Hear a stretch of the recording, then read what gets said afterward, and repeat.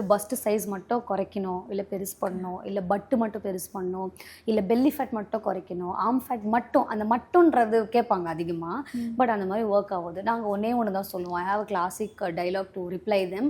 Swimming ஃபுல்லாக தண்ணி இருக்குது, ஸ்விம்மிங் ஃபுல்லாக தண்ணி இருக்குது. இப்போ நான் ஓட்டை போட்டு அந்த தண்ணியை வெளியே எடுத்தால் ஒரு பகுதியில் மட்டும்தான் அந்த தண்ணி வராது, கரெக்டாக மொத்தமாக தான் குறையும். அதே மாதிரி தான் வெயிட் லாஸ்.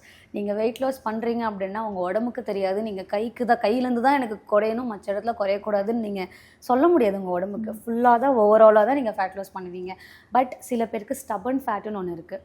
அது எப்படின்னா, ஸ்டபன் ஃபேட்டுன்றது நீங்கள் ஒர்க் அவுட் டயட் எல்லாம் கரெக்டாக பண்ணிங்கன்னா சூப்பராக உங்கள் பாடியில் இருக்கிற எல்லா பார்ட்ஸ்லேருந்துமே ஃபேட் லாஸ் நடக்கும், எல்லாம் பண்ணோம். ஆனால் ஒரு இடத்துல மட்டும் குறையவே குறையாது. அதுதான் ஸ்டபன் ஃபேட்.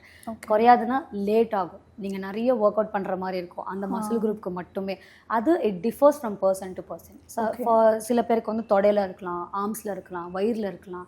அதை நீங்கள் ஒர்க் அவுட் பண்ணி வெயிட் லாஸ் ஜர்னி ஸ்டார்ட் பண்ணால் தான் தெரியும் எது உங்களுக்கு ஸ்டபன் ஃபேட் அப்படின்னு.